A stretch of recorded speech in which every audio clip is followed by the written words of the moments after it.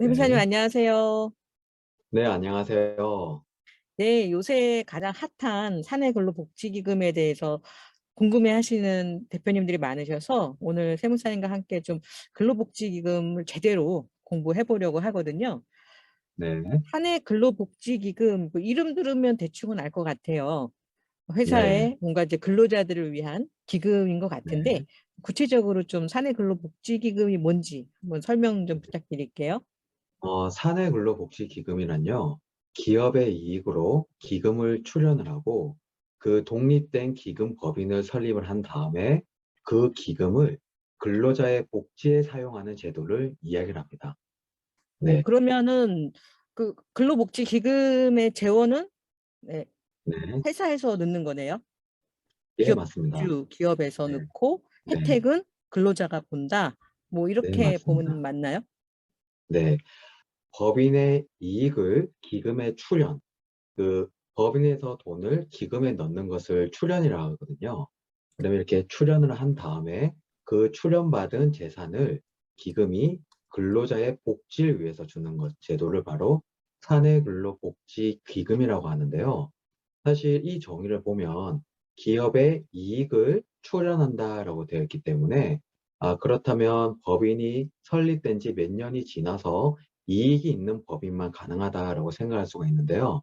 그런데 이제 그 공무원의 답변에 따르면 이때는 기업의 이익뿐만 아니라 다른 현물이라든가 재산을 출연할 수 있기 때문에 어, 사내근로복지기금은 올해 바로 설립한 법인도 만들 수가 있습니다.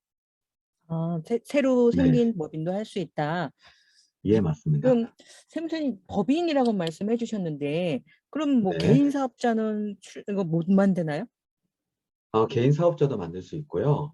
그리고 일반 개인도 이제 거기에 돈을 넣을 수가 있습니다. 그런데 우리 보통 이제 법인이 출연을 하는 이유는 여러 가지 이유가 있는데 가장 큰 게 바로 그 출연하는 재산이 손비 처리가 된다는 장점이 있기 때문에 법인에서 이제 기금을 운영함에 있어서 대부분이 법인 재산을 출연하는 방식을 사용하고 있습니다. 아, 손비 처리가 된다. 좀 이따가 예, 자세하게 좀 맞습니다. 말씀해 주시고요. 네, 그러면 이제 기금이라는 그 설립 목적 자체는 어쨌든 네, 근로자의 복지를 위해서다라고 보면 되겠네요. 예, 맞습니다. 음, 그러면 이렇게 이제 근로자한테 좋아서 우리가 설립을 했어요. 구체적으로 우리 회사에 좋은 거, 뭐 근로자들한테 어떤 점이 좋은 걸까요? 사내근로복지기금을 통해서 받을 수 있는 혜택은요, 크게 두 가지로 볼 수가 있습니다. 첫 번째는 법인이 받을 수 있는 혜택이 있을 거고요. 두 번째는 바로 그 혜택을 직접적으로 받는 근로자 입장이 있을 건데요. 먼저 근로자를 통해서 말씀을 드리면, 근로자가 급여나 상여 배당을 받으면 필연적으로 거기에 따른 세금을 내야 됩니다.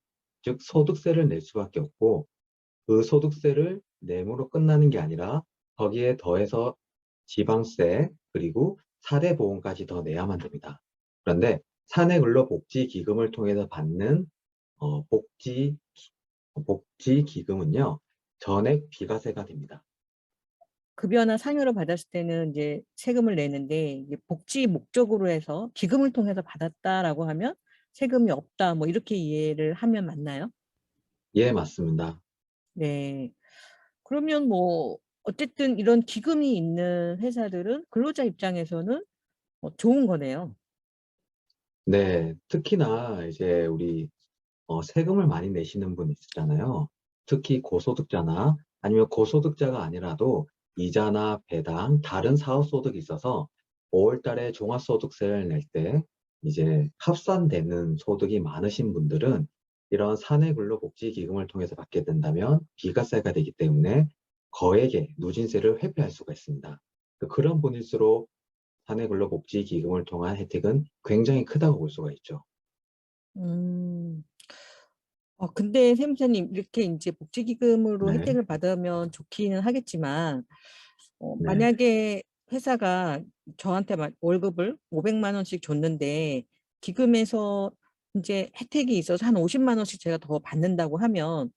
월급을 줄이거나 이렇게 하면 안 되잖아요. 네, 맞습니다. 네. 원칙적으로는요, 복지기금에서 받는 돈은 말 그대로 복지를 통해서 받는 돈입니다. 네. 그렇기 때문에 원칙적으로 근로자가 노동에 대한 대가로 받는 급여나 상여하고는 별개 금액으로 봐야 돼요. 그래서 연봉 협상이나 아니면 상여금을 줄 때 일정 부분은 우리가 감액을 하고 그 부분을 복지기금에서 준다는 그런 접근 방법은 잘못된 거고요. 음. 다만 이제 뭐 코로나라든가 다른 영업으로 인해서 매출이 증대가 됐다거나 아니면 근로자들의 이제 생활 보호를 위해서 더 기업이 추가적으로 돈을 줄 때 그게 그냥 특별 상여라든가 아니면 다른 명칭이 아니라 말 그대로 복지기금을 통해서 주게 된다면 법인 입장에서도 좋고 근로자 입장에서도 혜택이 훨씬 더 좋다고 보시면 될 것 같습니다.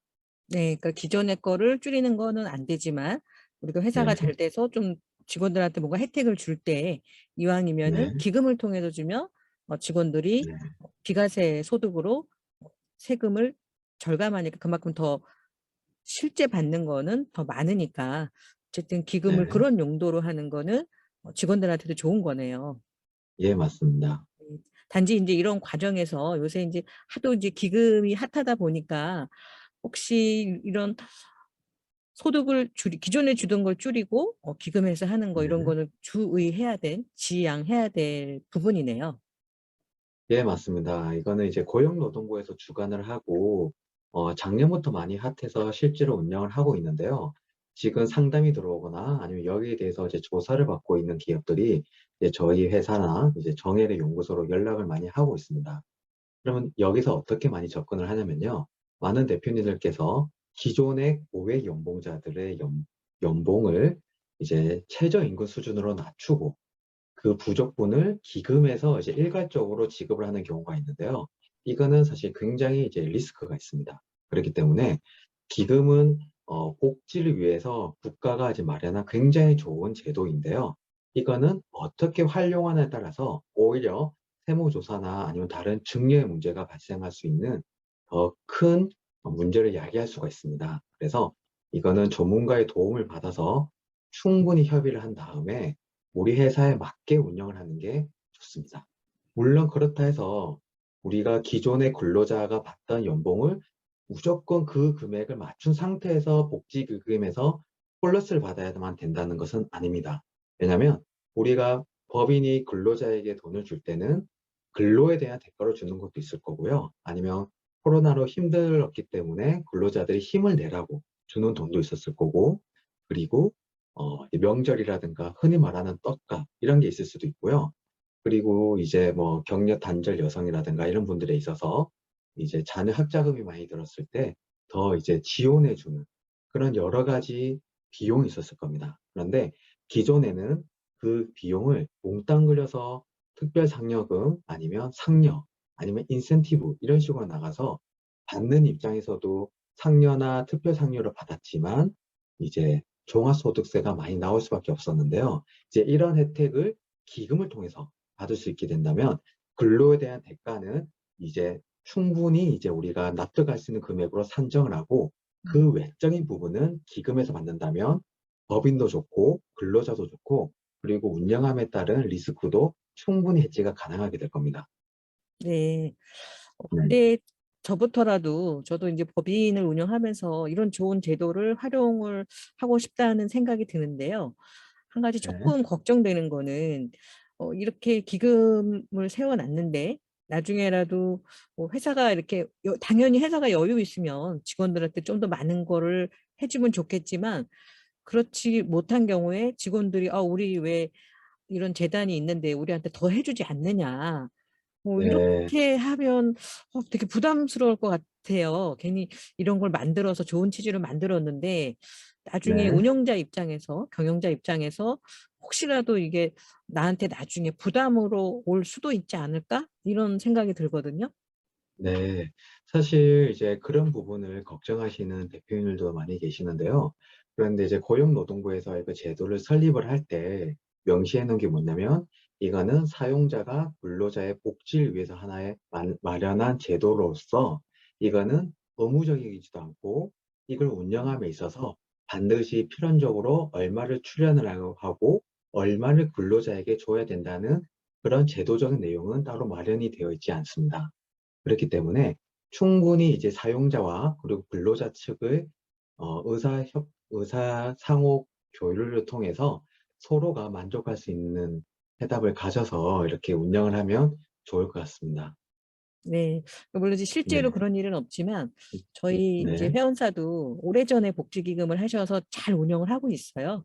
사측과 네, 또 노측 다 만족스러운데 거기는 이제 주식을 좀 출연을 했거든요. 대표님 네, 비롯해서 임원들이 같이 주식을 출연을 해서 기금을 설립했는데 또 그 주식이 있으니까 이제 배당을 할 수가 있잖아요. 그래서 여기 같은 네, 경우는 작년에도 이제 기금만 배당을 했어요. 차등 배당을. 근데 네, 기금이니까 우리 보통은 차등 배당하면 증여세 이슈가 있잖아요. 근데 예, 맞습니다. 기금은 그게 없더라고요. 그래서 예, 참 맞습니다. 활용하기 좋다. 그래서 괜찮다라고 생각은 들었는데 반대로 어, 네, 근로자들이 왜 네, 배당을 안 해주냐. 네. 그 네, 회사 같은 경우 회장님이 요번에 기금만 해주세요라고 해서 했는데 네, 회사가 올해 배당할 여력이 없는데 뭐 기존에 뭐 잉여금 같은 건 대부분 많이 쌓여 있잖아요. 예, 그런데 맞습니다. 직원들이 우리 기금에 우리도 주주인데 배당 좀 해줘라 막 이렇게 하면 어떡하지? 또 이런 걱정도 하시더라고요. 네, 특히나 이제 대표님의 생각과 근로자들의 생각이 일치하지 않는 경우도 있고요. 그리고 대표님께서 굉장히 좋은 의도로 기금을 이제 만들어서 활용을 한다 하더라도 여기에 대한 목적이 근로자들에게 잘 전달이 되지 않으면 그 과정 속에서 오해를 하는 경우가 상당히 많이 음, 있더라고요. 그래서 저 같은 경우는 실제로 이제 기금 운영을 할 때 대표님에게 이 부분을 충분히 이제 말씀을 드리고요. 먼저 근로자들에게 이 제도의 혜택과 그리고 운영에 대해서 한번 말씀을 드립니다. 실례로 이게 충분히 설명이 되지 않은 상태에서 운영을 되었다가 어떤 근로자들은 기금을 통해서 이렇게 하려고 하는 이유가 나중에 퇴직금을 줄이기 위해서다. 저는 이 기금이 왜 설립이 됐는지 그 취지부터 그리고 실제로 이게 설립이 되어서 근로자들이 기금을 통해서 이 복지기금을 받는다 했을 때 나중에 퇴직금까지 이제 고려를 한다 하더라도 그 혜택이 훨씬 더 좋다는 것을 한번 말씀을 드리고요. 그리고 근로자들은 사실 이제 우리 회사의 재무제표만 보면 이익잉여금이 그대로 현금으로 다 있다고 생각을 하세요. 음, 그런데 사실은 그렇지 않은 경우가 훨씬 더 많거든요. 그리고 그 돈이 다 계속해서 빠져나가면 오히려 회사가 더 힘들어지는 경우가 많이 있습니다. 그래서 그 부분을 제가 이렇게 충분히 납득을 시켜 드리고요. 그리고 기금이 있으면 나중에 우리가 여러 가지 이제 계정 과목들을 통해서 학자금이라든가 뭐 명절 떡값이라든가 주택 구입차금, 임차라든가 이걸 통해서 받을 수 있다. 그리고 이것은 우리 법인이 충분히 여력이 될 때 이때 운영이 될 거다라고 이제 그거에 대해서 교육이 이루어지면요. 그런 오해는 많이 생기지 않는 것 같습니다. 네. 지금 네, 세무사님 말씀 들어보니까 뭐 기금이 좋다 그래서 무작정 세웠다가는 나중에 정말 독이 될 수도 있다는 생각이 좀 드네요. 그래서 예, 처음 설립을 맞습니다. 할 때 이 취지나 이런 거를 근로자와 또 사용자 모두가 제대로 알고 설립을 할 필요가 있을 것 같아요. 네, 맞습니다. 네, 그러면 세무사님 좀 우리가 기금을 잘 활용하려면 어떤 네. 어떤 절차, 뭐 어떻게 설립을 하고 어떻게 활용을 해야지 안전하고 사측과 또 우리 근로자 모두에게 좋을까요? 네, 우선 기금을 설립을 할 때는요, 최소 인원이 사측 이사 2명, 그리고 근로자 측 이사 2명이 필요합니다. 각각 감사도 1명씩 더 필요하고요.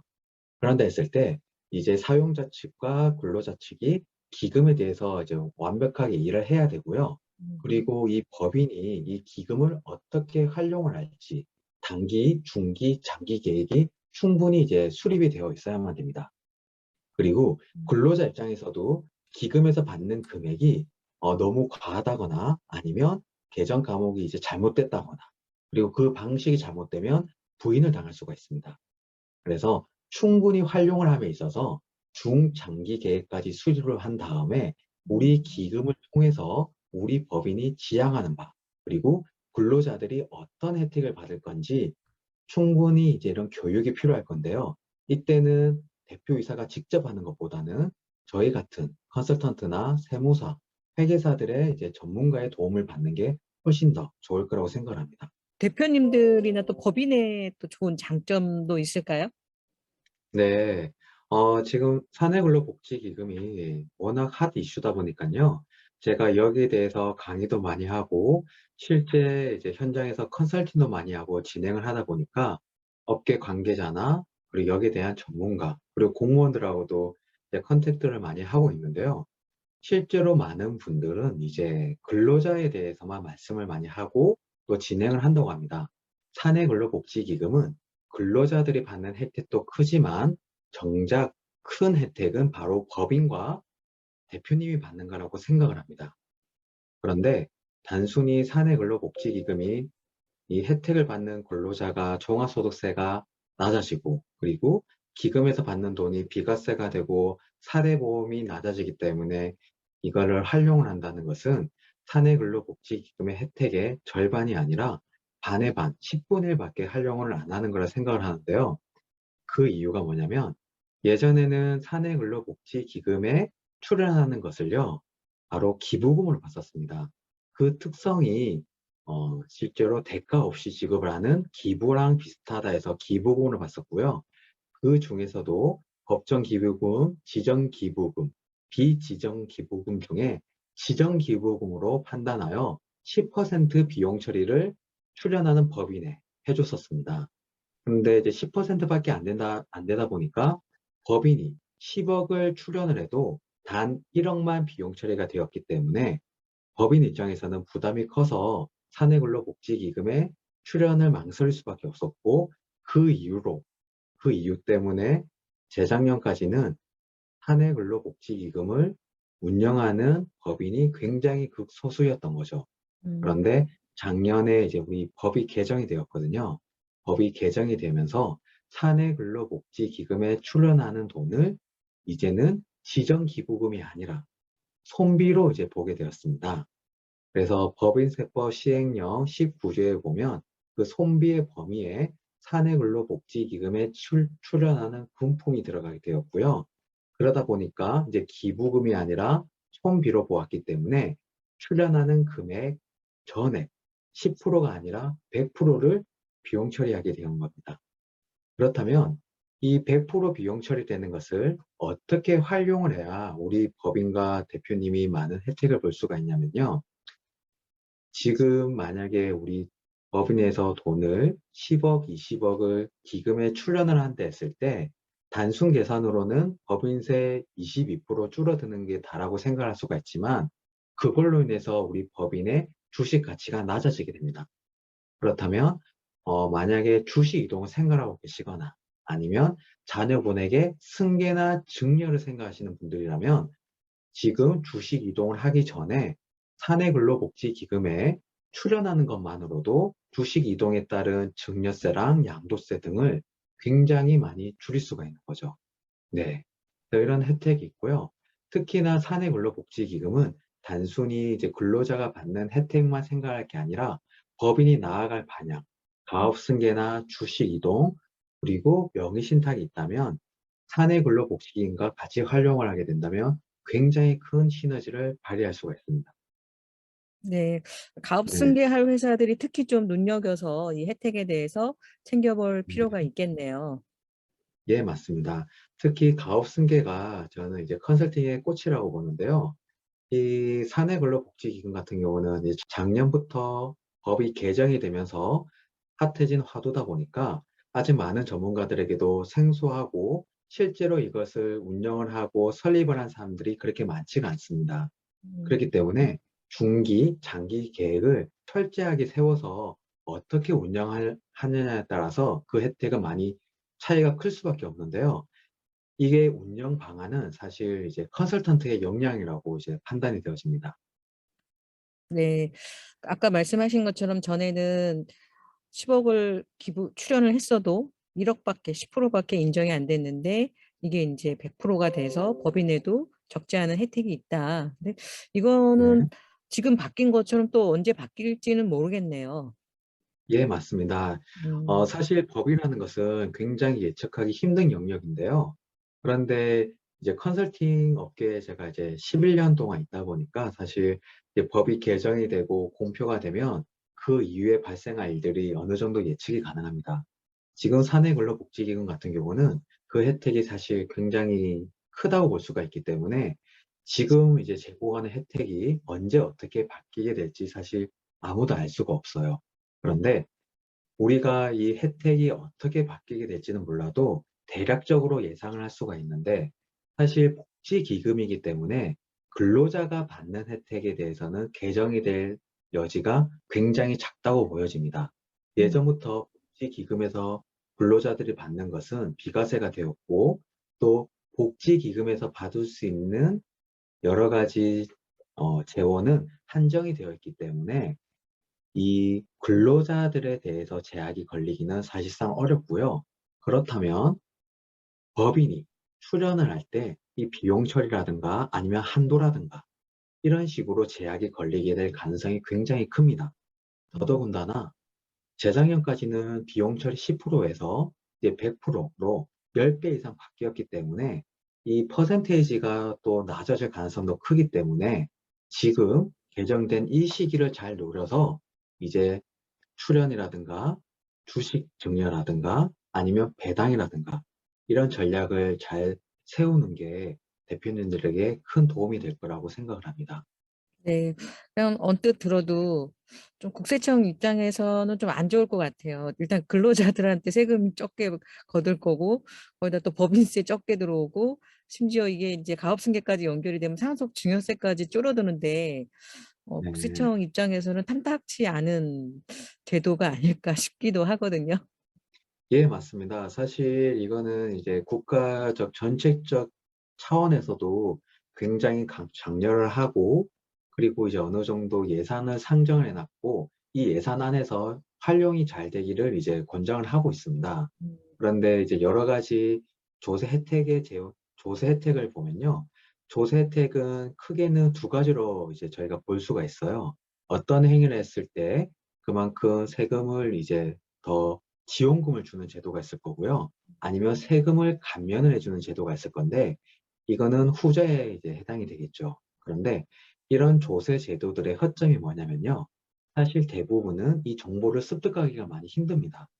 국가가 아무리 좋은 제도를 만들고 여기에 대해서 장려를 한다 하더라도 사실 많은 대표님들과 그리고 이제 오너들은 어, 워낙 바쁘게 사업을 하시다 보니까 이걸 잘 모르고 나중에 주변 지인들이 다 하고 난 다음에 아, 이런 게 있다구나 하고 뒤늦게 접하는 경우가 많이 있어요. 그런데 그때는 아까 말씀드렸듯이 이제 국가가 생각한 예산을 초과를 했거나 아니면 이게 너무나 많이 퍼져서 생각보다 조세 감면으로 인한 어, 세금 징수가 원활하지 않을 시점이 다가오기 때문에 이때는 그 혜택을 점점 줄여나가게 될 겁니다. 그래서 이런 컨설팅에 대해서 관심이 있고 꾸준히 공부를 하시는 대표님들이 그때그때 상황에 맞게 이런 혜택을 잘 접목을 시켜서 그만큼 장점을 잘 누릴 수가 있기 때문에 지금 빨리 움직이시는 게 대표님들 입장에서 가장 좋지 않을까 생각을 합니다. 네. 네. 이 제도의 본연의 취지가 가장 중요할 것 같고요. 그 취지에 맞춰서 근로자들을 위해서 설립을 하신다고 하면 또 부수적으로 발생되는 혜택까지 같이 누르신다고 하면 좋은 기회가 아닐까 싶습니다. 또 지금 현재 기금을 설립했을 때 나라에서 여러 가지 혜택을 주니까 대표님들이 좀 관심을 갖고 우리 회사에 필요한 건데 놓치면 좀 아깝잖아요. 물론 또 우리 네. 회사랑 안 맞는 경우도 있겠죠. 네. 복지기금이 모든 회사에 다 필요하거나 맞지는 않을 거 아니에요. 예, 맞습니다. 사실 이 복지기금은 많은 대표님들이 운영함에 있어서 가장 큰 애로사항이 뭐냐면요. 이걸 물어볼 때가 많지가 않다는 겁니다. 실제로 이제 제가 케이스를 한번 말씀을 드리자면, 제가 이제 세무사들을 대상으로 이런 강의를 한 적이 있었습니다. 그랬었는데 이제 그 강의만 듣고 우리 회사의 업종이나 규모를 고려를 하지 않고 그냥 다른 데서 이렇게 했다더라 해서 그걸 그대로 따라 했다가 좀 문제가 된 소지가 있거든요. 그렇기 때문에 지금 우리 회사의 컨디션을 파악을 한 다음에 이걸 실제 사내근로복지기금을 운영을 많이 해본 전문가 상의를 해서 우리 회사는 어떻게 하는 게 좋을지를 이제 상담을 받는 게 좋을 거고요. 그리고 그 컨설턴트가 우리 회사의 비전을 명확하게 인지를 하고 있는지, 그리고 그 컨설턴트가 제안하는 중기, 장기 계획이 내가 생각하는 청사진과 맞는지를 고려를 해서 같이 가는 게 중요하다고 생각을 합니다. 네. 뭐 설립하고 끝나는 게 아니다 보니까 또 혜택을 준 만큼 사후 관리를 할 거 아니에요? 예, 맞습니다. 예. 이거를 또 사후 관리를 안 하게 되면 오히려 추징이나 과세가 될 것 같은데 지금 우리 네. 조 세무사님 같은 경우에 복지기금을 설립해 주시고 이후 뭐 사후 관리나 이런 부분들을 어떤 식으로 해 주시는지 좀 네. 궁금하거든요. 네, 소장님 말씀처럼 사실 사내근로복지기금은요, 설립 자체는 그렇게 까다롭지가 않습니다. 그런데 이제 많은 분들이 인터넷을 보시고, 아, 사내근로복지기금 이렇게 하면 된다. 그리고 정가는 이렇게 만들면 된다 해서 그렇게 만드시고, 그리고 이제 단도 뭐 100만 원, 200만 원을 주고 이제 설립을 하셔서 운영을 한다는 얘기를 들었는데요. 이거는 굉장히 리스크가 있는 행동입니다.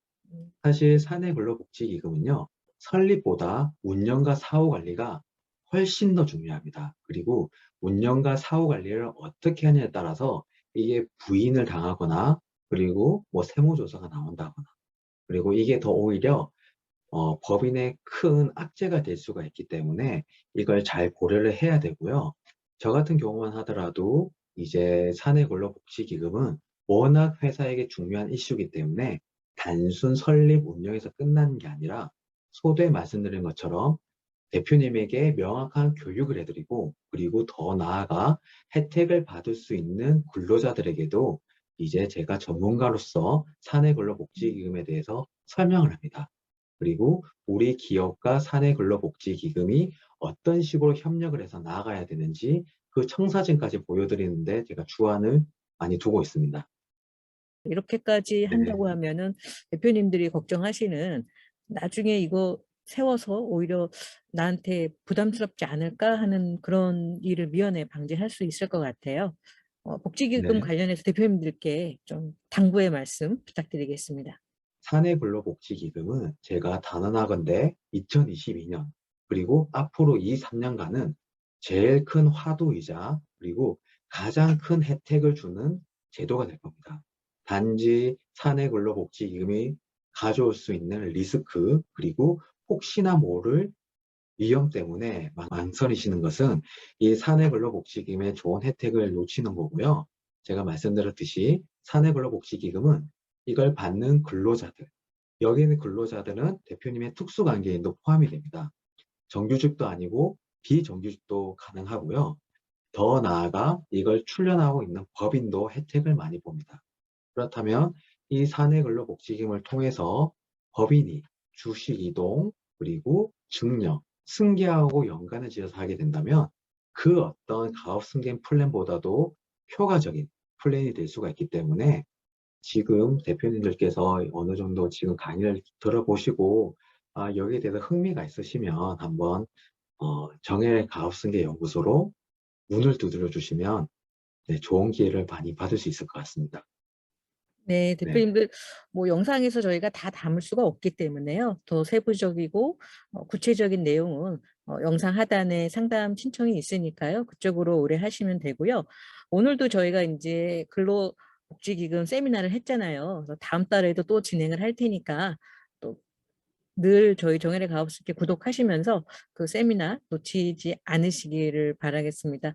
네, 알겠습니다. 오늘 네. 고생 많이 하셨습니다. 수고하셨습니다.